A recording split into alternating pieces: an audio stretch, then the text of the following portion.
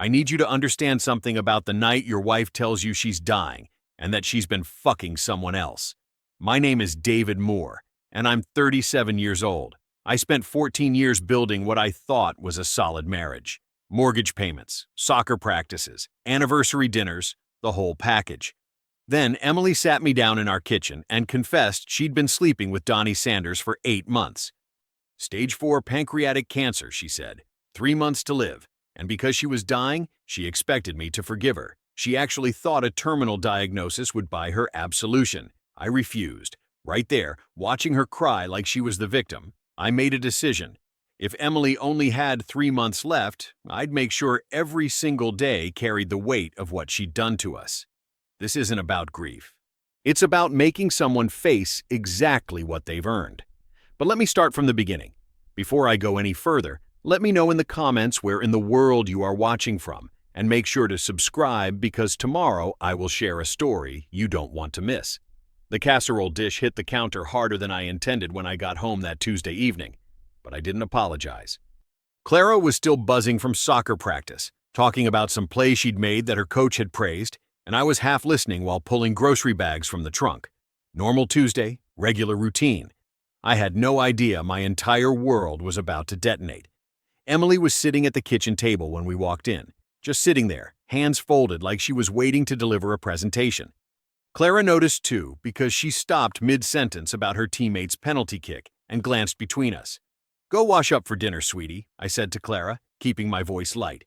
She grabbed her soccer bag and headed upstairs. I turned to Emily.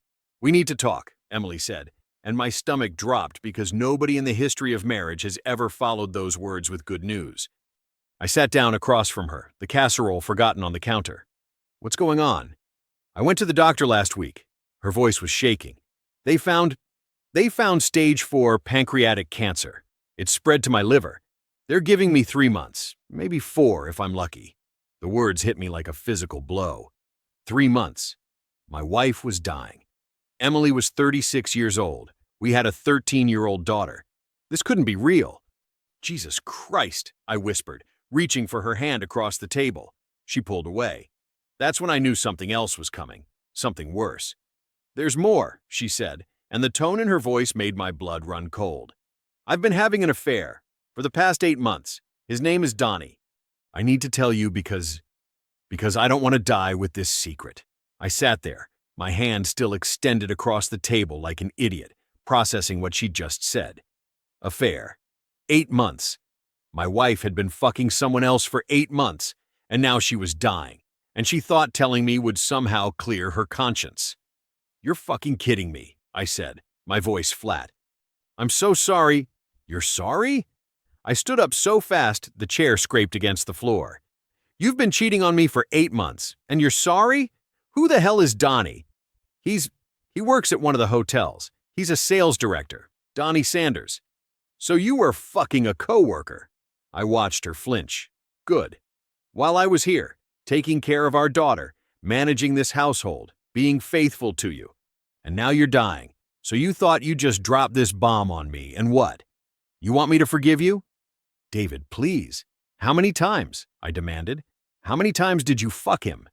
She was crying now, full sobs. "I don't know. Dozens of times. We'd meet at hotels, sometimes at his apartment. While I was home with Clara? Yes. Did he know you were married? Yes." My hands were shaking. I gripped the back of the chair to keep from putting my fist through the wall. "Did he know you were dying?" She hesitated. "Not until last week." I laughed, and it was a bitter, ugly sound. "So what? He dumped you when he found out you had an expiration date. Is that why you're telling me now? Because your affair is over anyway?" "He said he couldn't handle it," she whispered. "He said it was too much. So I'm your backup plan. I'm the consolation prize." I leaned across the table, getting close to her face. "You spent 8 months betraying me, betraying our daughter, and now that your boyfriend bailed, you want me to play the devoted husband for your grand exit?" "I made a mistake." "A mistake?" My voice rose. "A mistake is forgetting to pick up milk. You made a choice, hundreds of choices. Every time you lied to me, every time you texted him, every time you let him touch you, those were choices. I need you, David." She was shaking, her hands pressed against her face. I can't go through this alone. Please, I know I don't deserve it, but I need you." I stared at this woman I'd loved for 16 years, married for 14, and I felt absolutely nothing except cold, calculated fury. "You're right," I said quietly. "You don't deserve it, and you're not going to get it." "What does that mean? It means you wanted to confess? Fine. Consider your conscience clear, but don't expect me to make this easy for you. You've got 3 months left, and I'm going to make sure you feel every second of what you've done." "You can't mean that." "Watch me," I said. "You wanted honesty? Here's some honesty. I hope your last 3 months are fucking miserable." I walked out of the kitchen, leaving her sobbing at the table, and went upstairs to check on Clara. My daughter was in her room, headphones on, doing homework, completely unaware that her mother was dying and had destroyed our family in one conversation. I stood in her doorway for a moment, watching her bent over her math textbook, and my mind was already working. 3 months. I had exactly 3 months to protect Clara from as much of this as possible while making Emily pay for what she'd done. Every single day of those 3 months was going to count. I didn't sleep that night. Emily stayed downstairs on the couch, crying intermittently, and I lay in our bed staring at the ceiling, my mind working through everything with cold precision. By sunrise Wednesday morning, I had a plan. First thing, I called Frank Whitlock. We'd gone to college together, stayed in touch over the years. He specialized in family law, had his own practice in Sacramento. He picked up on the third ring. "David, it's early, man. Everything okay?" "I need your help," I said. "Emily's dying. Stage 4 pancreatic cancer. 3 months, maybe 4. "Jesus, I'm so sorry." "Don't be sorry," I cut him off. "She's also been having an affair for 8 months. Confessed Tuesday night. I need to protect my assets and my daughter." There was a pause. "Okay, yeah, we can do that. When do you want to meet?" "Today." We met for lunch. I laid everything out clinically. The timeline, the confession, Donnie Sanders' name, the fact that Emily was terminal and expected me to play supportive husband despite what she'd done. Frank listened, took notes, and by the time we finished our sandwiches, he had a strategy. "Postnuptial agreement," he said. "Revised will. Power of attorney documents in case she becomes incapacitated before she dies. California's a community property state, but infidelity gives us leverage, especially if you have proof." "I'll get proof," I said. That afternoon, I logged into our shared phone account, something I'd set up years ago for convenience, never thinking I'd use it like this. Emily's phone records were right there. Hundreds of texts to a number I didn't recognize, starting 8 months ago. Calls at odd hours, long conversations while I'd been at work or home with Clara. I wrote down the number. Wednesday evening, I confronted her. She was in the living room, curled up on the couch with a blanket, looking small and sick. "Is this Donnie's number?" I asked, showing her my phone. She glanced at it and nodded. "Say it out loud." "What?" "I want to hear you confirm it. Is this Donnie Sanders' phone number?" Her face crumpled. "Yes." "And these texts, all these texts over 8 months, those are all to him?" "Yes." "Good," I said. "I'm going to need his full name, where he works, everything, because my lawyer needs details." "Your lawyer?" "Yeah, Emily, my lawyer." "You didn't think I was just going to let this go, did you?" She started crying again, but I walked away. I had what I needed. Thursday evening, 3 days after her confession, I slid the paperwork across the kitchen table where she was sitting with a cup of tea she hadn't touched. "What are these?" she asked, her voice weak. "Postnuptial agreement," I said. "Revised will. Power of attorney. You need to sign them." She picked up the first document, started reading, and I watched the color drain from her already pale face. "David, you're cutting me out of everything. You keep your personal items," I said evenly. "Your car, anything your parents left you as inheritance. Everything else, the house, the savings, the investments, stays with me and Clara." "This is cruel." "You know what's cruel." I leaned forward. "Betraying your family for 8 months and then expecting your husband to hold your hand while you die. That's cruel. This is just practical. I won't sign this." I'd expected that. I pulled out my phone, opened a new text message to Clara's number, and started typing. "Your mother had an affair with a man named Donnie Sanders for 8 months while—" "Stop," Emily said, her voice sharp. "What are you doing?"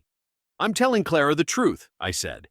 "Every detail, about Donnie, about where you met him, about how many times you fucked him while I was home taking care of our daughter. Unless you sign, you wouldn't do that to her. I looked at Emily, let her see exactly how serious I was.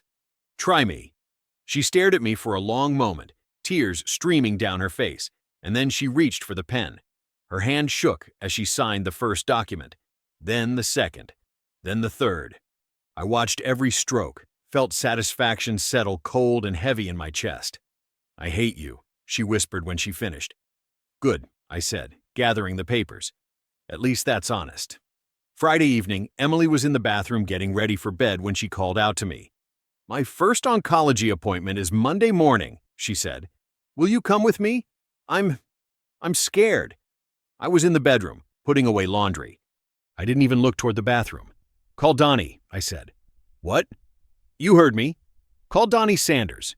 Ask him to go with you. He won't answer my calls. Then I guess you'll go alone. There was silence from the bathroom. Then I heard her start crying again, quiet sobs that she tried to muffle. I folded another shirt and put it in the drawer. She'd go to that appointment alone, and every appointment after that.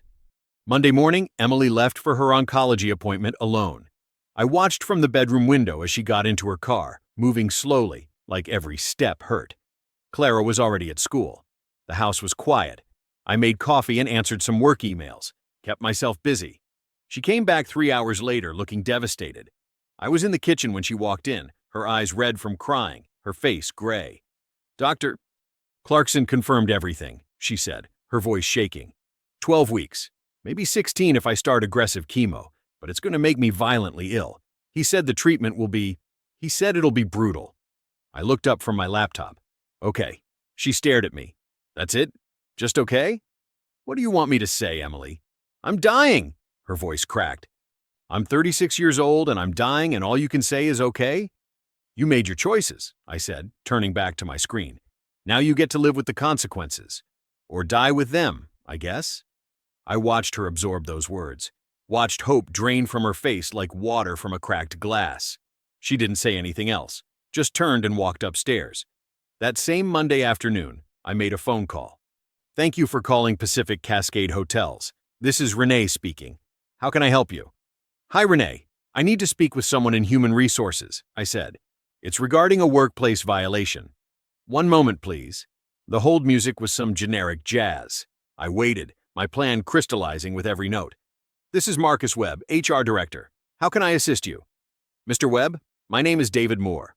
I'm calling to report a serious workplace violation involving my wife, Emily Moore, who's a regional manager at your Sacramento location. I see. What's the nature of the complaint? I kept my voice steady, professional. My wife has been experiencing harassment from a coworker, Donnie Sanders. He's a sales director. They had a previous sexual relationship that Mr. Sanders initiated, and since it ended, he's been contacting her repeatedly, despite her requests that he stop. This has caused my wife severe emotional distress during an extremely difficult time. She was just diagnosed with terminal cancer. There was a pause.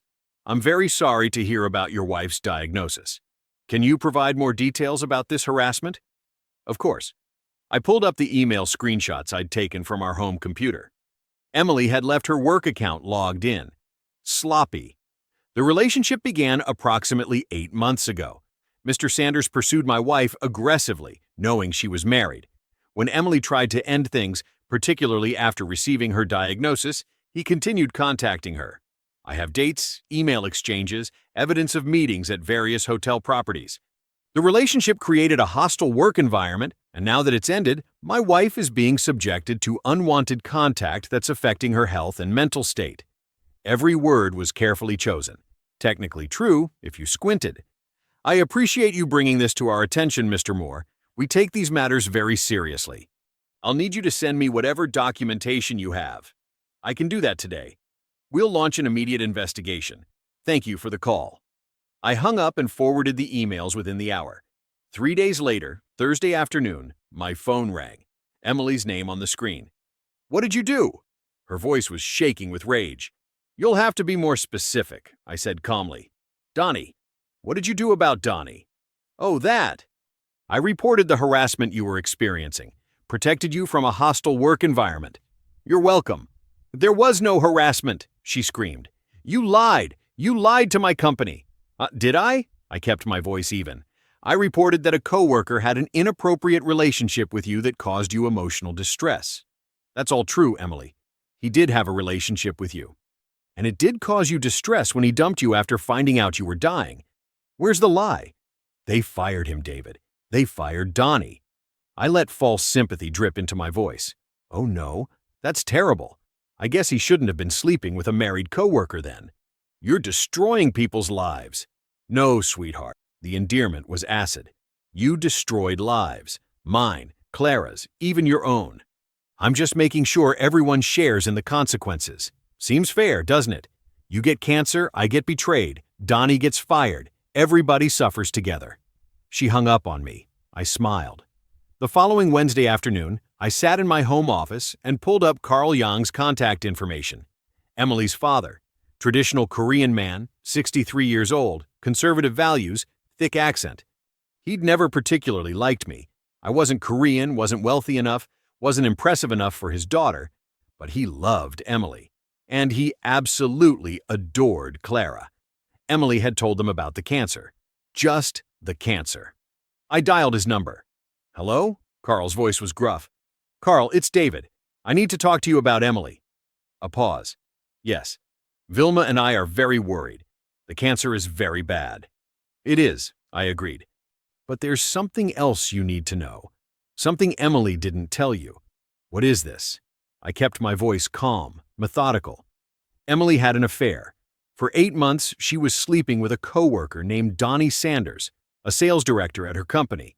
She met him at hotels, at his apartment, while I was home taking care of Clara. She betrayed our family, Carl, betrayed our marriage, betrayed our daughter. And now she expects me to hold her hand through her final months like nothing happened. Silence stretched across the line. I could hear Carl breathing. This is true? He finally said. Completely true. She confessed to me the same night she told me about the cancer. I have proof if you need it. Phone records, emails, everything. Another long silence. We will come this weekend, Carl said, his voice tight. We will talk to Emily. I think that's a good idea. He hung up without saying goodbye. Saturday morning arrived cold and gray. Carl and Vilma showed up at 11 o'clock, their faces set like stone. Vilma's eyes were already red. Where is Emily? Carl asked at the door. Living room, I said. Clara's upstairs doing homework. I'd like to keep her out of this conversation. Carl nodded curtly. They walked past me without another word. I went upstairs and found Clara at her desk, earbuds in. Your grandparents are here, I said. Are they visiting Mom? Yeah. Give them some privacy, okay? She nodded, turning back to her math homework. I stood at the top of the stairs and listened. The argument started within minutes. Vilma's voice first, high and disbelieving. This cannot be true. Tell me David is lying. Emily's response was too quiet to hear. Then Carl erupted. 8 months? His accent thickened with rage. You betray your husband, your daughter, for 8 months with this man? You bring shame on our family. Dad, please, Emily's voice broke. Do not call me that, Carl shouted. You are not the daughter I raised. The daughter I raised honored her marriage. The daughter I raised had dignity. Vilma was crying now, her sobs carrying up the stairwell. How could you do this? How could you destroy everything? Emily tried to defend herself. I caught fragments. I was scared. I made a mistake. I needed someone who understood me. Carl wasn't having it. A mistake is forgetting to buy milk. A mistake is being late. This is choice. Hundreds of choices.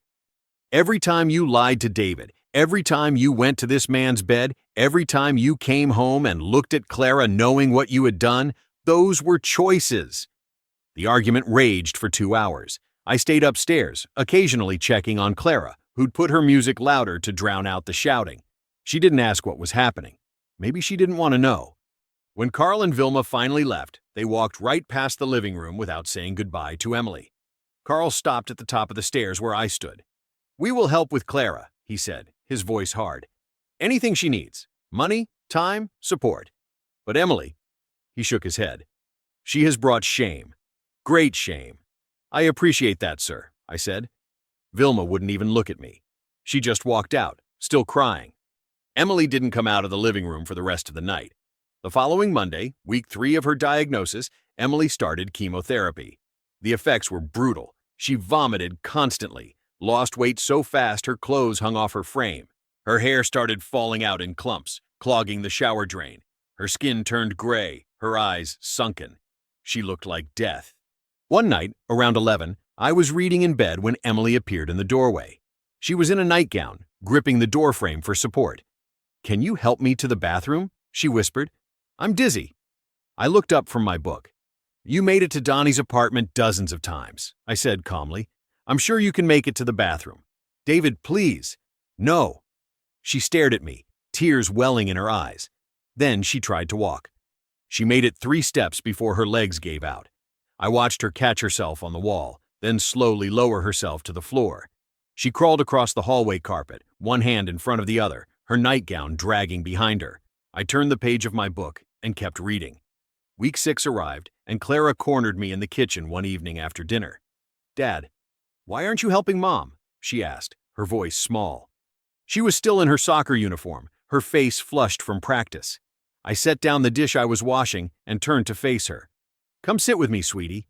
We sat at the kitchen table, the same table where Emily had confessed 6 weeks ago. "Your mom and I are having serious adult problems right now," I said carefully. "Problems caused by choices she made before she got sick." Clara's eyes searched mine. "Is it because she's sick?" "No. It's because of choices she made. Bad choices that hurt our family."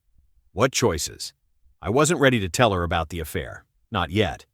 "Adult problems that I'll explain when you're older. Right now, I need you to trust that I'm making sure Mom has everything she needs medically.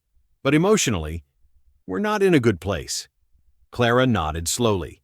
She didn't push further, but I could see her watching us after that. Watching me ignore Emily's requests for water. Watching Emily struggle to get up from the couch while I walked past. Watching the Cold War play out in our living room. I hated that Emily had put me in this position. But I didn't stop. Around that same time, I started seeing Amy Roberts. I'd met her at the gym a few months back, before Emily's confession, actually. She was 33, divorced, attractive in a girl-next-door way. We'd chatted by the weights, exchanged numbers for workout advice. After Emily's diagnosis, I called her. We got coffee twice that first week, just talking, nothing serious. She told me about her divorce, her job in marketing, her rescue dog. I told her I was separated, that my wife was sick, that things were complicated. Amy was nice, good company. I felt absolutely nothing for her, but that didn't matter. Amy wasn't the point. Emily was. Our third date was dinner at a downtown bistro. I made sure to leave the house at 6:30 when Emily was awake and lucid enough to notice. I wore a button-down shirt, cologne, actually styled my hair. Emily was on the couch, wrapped in a blanket, her bald head covered by a scarf. "Going somewhere?" she asked, her voice weak. "Out to dinner." "With who?" "A friend." I saw her face crumple as I walked out the door. When I came home 2 hours later, I was smiling. Not because the date had been good. It was fine, forgettable. But because Emily was still awake, still on that couch, and she'd been sitting there the entire time wondering where I was and who I was with. "Have a nice time?" she asked when I walked in. "Yeah," I said. "Really nice." I went upstairs without another word. Week 7 brought the confrontation I'd been waiting for. It was a Wednesday afternoon. Emily was in her bathrobe. She rarely got dressed anymore, standing in the kitchen doorway when I came downstairs. "You're seeing someone," she said. Her voice was hollow, scraped raw. "I am. I'm dying, and you're dating." I stopped, turned to face her. "You were healthy, and you were fucking Donnie Sanders. I'd say I'm actually being more respectful than you were. How can you be so cruel?" "Easily," I said. "You made it very easy." Her face went white. She gripped the doorframe for support, her skeletal hand shaking. "I hope you're happy," she whispered. "Not yet," I said. "But I'm getting there." Emily spiraled after that. Dr. Clarkson called me during week 7, concerned about Emily's mental state. "She's severely depressed," he said. "More than typical for terminal patients." "Is something going on at home?" "She's facing the consequences of her actions," I replied. "Mr. Moore, I understand there are marital issues, but—" "She'll be fine," I said, and hung up. Week 8, Julia Hernandez called. Julia was Emily's best friend. Had been since college. I'd always liked her, actually. Straight shooter, loyal to a fault. What you're doing to Emily is inhumane, Julia said without preamble. Her voice was tight with anger. Hello to you too, Julia. Don't. Don't make jokes. She's dying, David. Have some compassion. She had 8 months to show me compassion, I said. She chose Donnie Sanders instead. Silence on the line. Then, she made a mistake. Stop calling it a mistake, I interrupted. It wasn't a mistake. It was a choice. Hundreds of choices. And now she gets to face the consequences. You're torturing a dying woman. No, I said calmly. I'm holding a cheater accountable. There's a difference. Julia hung up. She tried to rally the troops after that, called mutual friends, tried to organize some kind of intervention. But I'd already told most of them the truth, about Donnie, about the affair, about Emily's confession. Public opinion shifted fast. Suddenly, Emily wasn't the brave cancer patient fighting for her life. She was the cheating wife who'd destroyed her marriage and now expected everyone to feel sorry for her. People stopped calling, stopped visiting. Even the friends who did show up kept their distance, uncomfortable with the whole situation. Emily was alone, exactly like I'd planned. Week 10 hit me like a freight train. It was a Thursday morning. I was in the kitchen making coffee when I heard the crash, loud, sharp, the unmistakable sound of a body hitting tile. I found Emily on the bathroom floor, unconscious, blood pooling from a gash on her temple where she'd hit the sink. Her skin was gray, her breathing shallow. Emily? I shook her shoulder. Nothing. I called 911. The paramedics arrived within 8 minutes. They loaded Emily onto a stretcher, asked me rapid-fire questions about her medical history, her medications. I answered mechanically while my brain processed what was happening. Clara came downstairs in her pajamas, saw the blood, and started screaming. Is Mom dead? Dad, is she dead? No, baby, she's not dead, I said, pulling her against my chest. She just fell. They're taking her to the hospital. I'm coming with you. I didn't argue. The ER doctors diagnosed a concussion and severe dehydration. Emily had been vomiting so much from the chemo that she hadn't kept fluids down in days. Her electrolytes were dangerously imbalanced. They admitted her for observation and IV fluids, 3 days minimum. Clara sat in the waiting room, her face pale, tears streaming. Is Mom going to die now? I held her, felt her shake against me. Not yet, I said quietly. She's got a few more weeks. How do you know? The doctors told me. It wasn't a lie, just not the whole truth. We visited Emily in the hospital twice a day. Clara sat by the bed, holding Emily's hand, talking about school and soccer and anything that came to mind. Emily was lucid sometimes, responding weakly, trying to smile for Clara. I stood by the window. Nurses came and went. Emily's vitals stabilized. The concussion wasn't severe. She'd gotten lucky with the fall, relatively speaking. But she didn't look lucky. She looked like a corpse that hadn't finished dying yet. On the second day, Dr. Clarkson pulled me into the hallway outside Emily's room. Can we talk? Sure. He glanced back at Emily's room, then lowered his voice. The timeline is accelerating. I'm estimating 3 weeks now, possibly less. The cancer is progressing faster than we anticipated. 3 weeks. Jesus. Okay, I said. There's something else. Dr. Clarkson hesitated. Your wife seems to have given up. She's not fighting this. At all. Her mental state is severely impacting her physical decline. Can you blame her? I asked. Dr. Clarkson looked at me for a long moment. No, Mr. Moore. I suppose I can't. Emily came home on Sunday afternoon, 3 days after the collapse.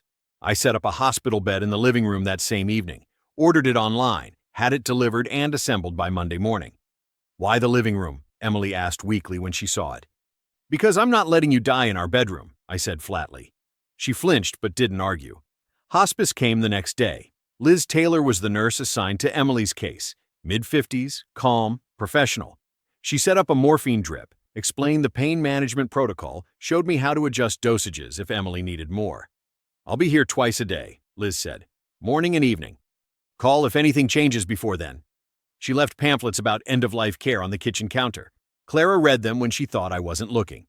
2 days after Emily came home, Wednesday afternoon, week 10, the doorbell rang. I was in the garage, organizing tools I hadn't touched in months. Busy work, anything to stay out of the living room where Emily lay dying.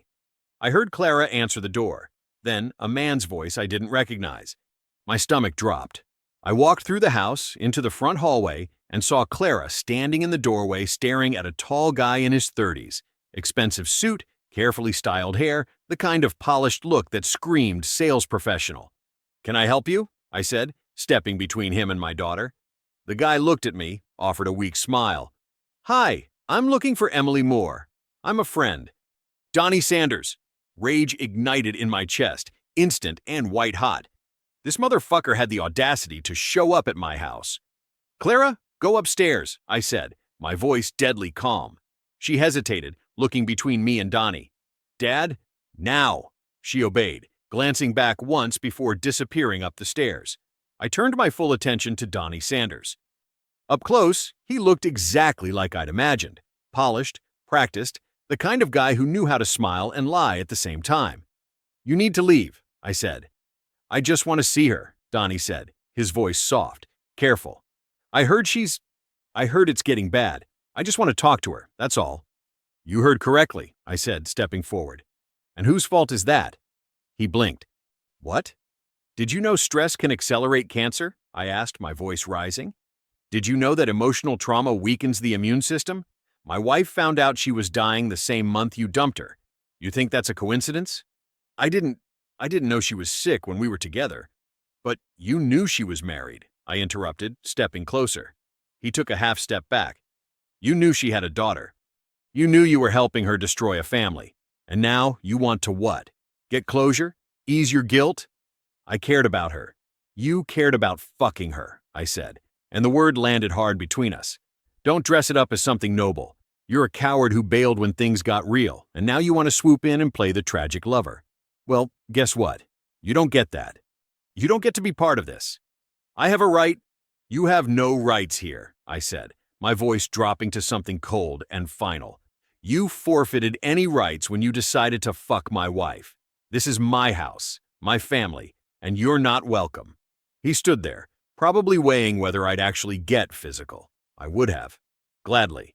"I just wanted to say goodbye," he said quietly.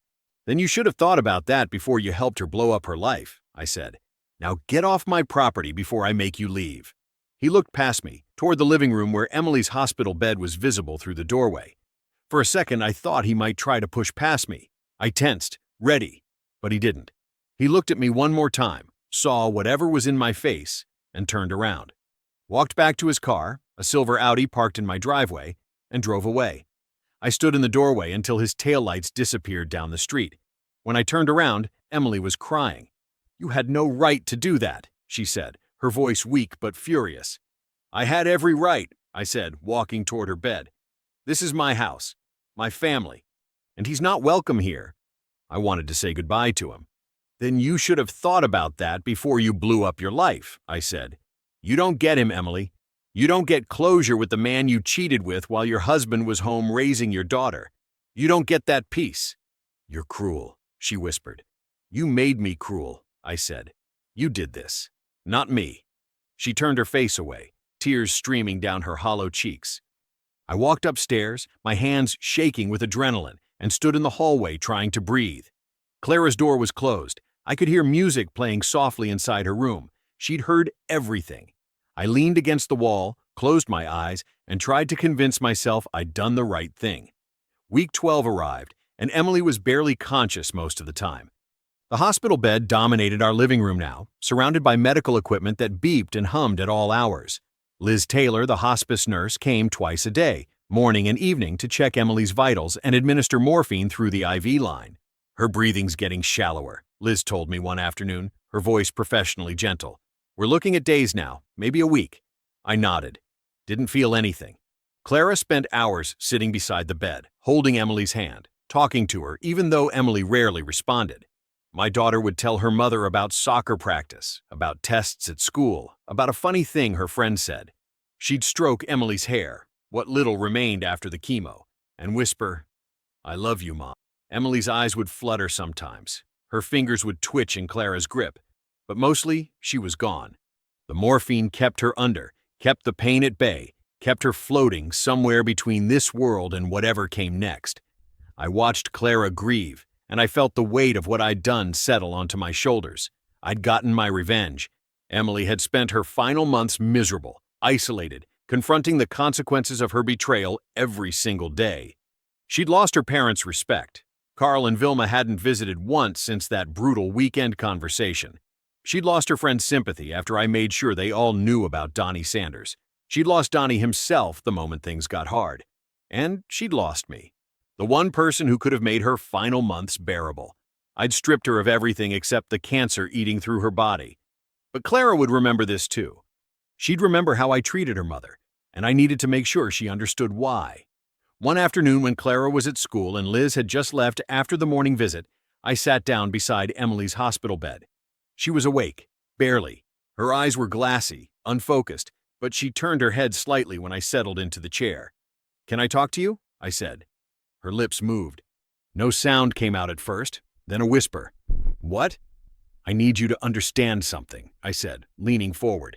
"I'm not doing this because I'm cruel by nature. I'm not some monster who enjoys watching people suffer."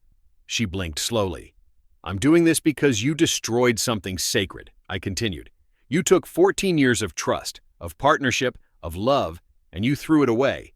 For what? 8 months with Donnie Sanders? 8 months of excitement? Validation? What was worth more than what we had?" Tears leaked from the corners of her eyes, sliding down her hollow cheeks.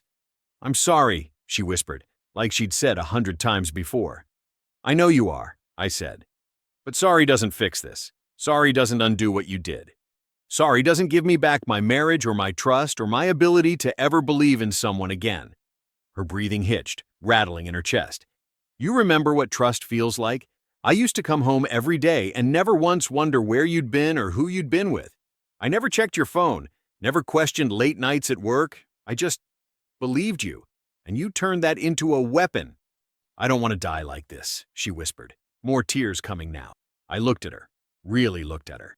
She weighed maybe 90 pounds, her skin gray and paper thin, her eyes sunken deep into her skull. She looked like death already. "Then you shouldn't have lived like that," I said quietly. "You made choices, Emily. Every time you texted Donnie, every time you lied to me about where you were going, every time you let him touch you while I was home with our daughter. Those were choices. And this is what those choices cost." She turned her face away from me, sobbing weakly. I stood up, looked down at her one more time, and walked away. Tuesday morning arrived quiet and gray. I was in the kitchen making coffee when Clara came downstairs, already dressed. She didn't say anything, just walked past me toward the living room where Emily's hospital bed sat like a monument to everything we'd lost. I followed with my mug, stood in the doorway. Emily's breathing had changed overnight.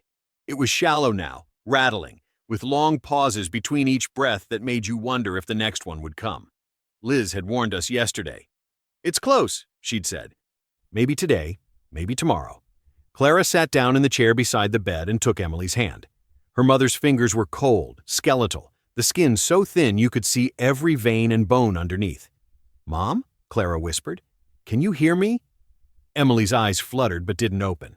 I stood there watching my daughter hold her dying mother's hand, and I felt absolutely nothing. No grief, no anger, no satisfaction. Just this vast, empty space where emotions were supposed to be. Clara looked up at me, tears already streaming down her face. "Dad, can you sit with us?" I wanted to say no. I wanted to tell her that Emily didn't deserve both of us there, that Emily had forfeited the right to a peaceful death surrounded by family. But Clara needed this. She needed the image of both parents present, united at the end, even if it was a complete lie.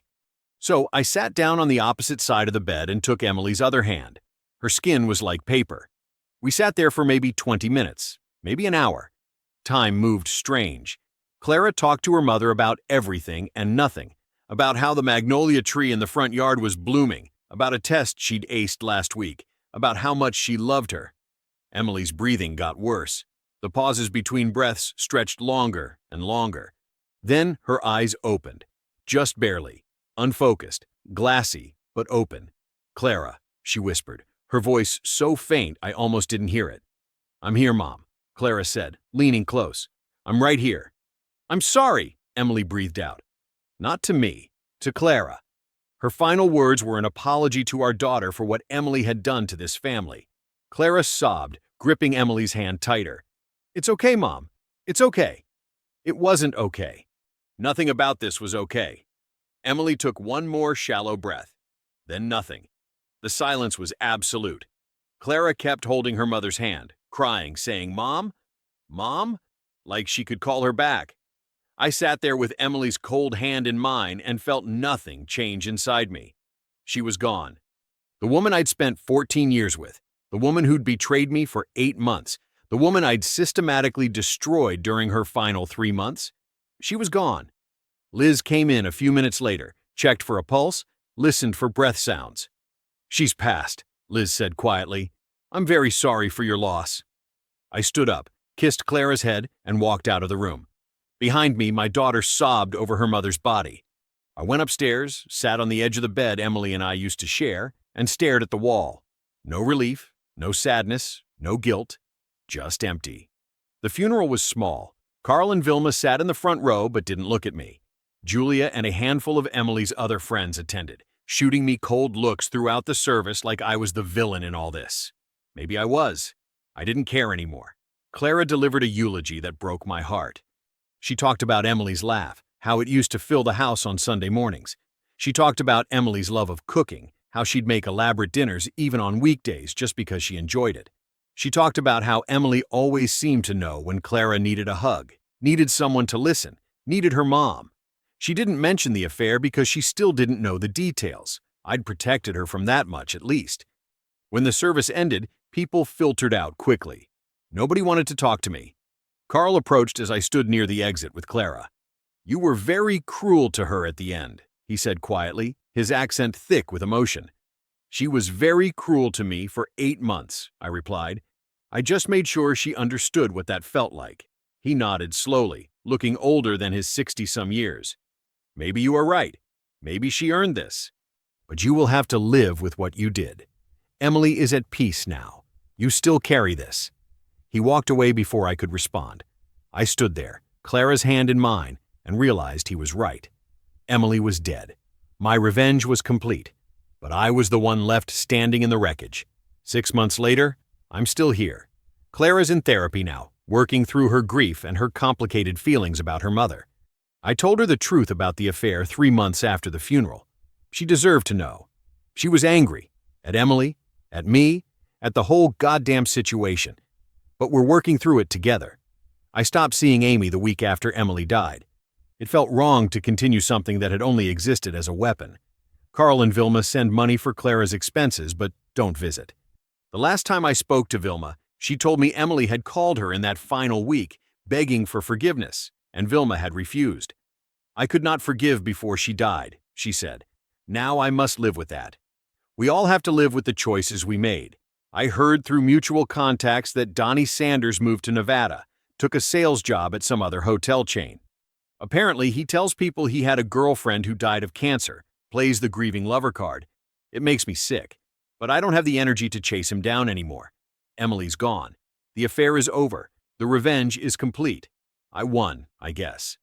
But winning feels a lot like losing when you're standing in an empty house at night, raising a grieving daughter, and realizing that the marriage you fought so hard to punish is the same marriage you once loved enough to build a life around. Some nights, I wonder if I went too far, if there was a line somewhere I crossed that I shouldn't have. But then I remember those 8 months of lies. I remember Donnie Sanders. I remember Emily sitting at our kitchen table, confessing and expecting me to forgive her just because she was dying. And I know I don't regret it. Clara asked me last week if I still loved her mom. I told her the truth. I loved who I thought she was, but that person either never existed or disappeared somewhere along the way. Emily Moore died at 36, ravaged by cancer and crushed by the consequences of her choices.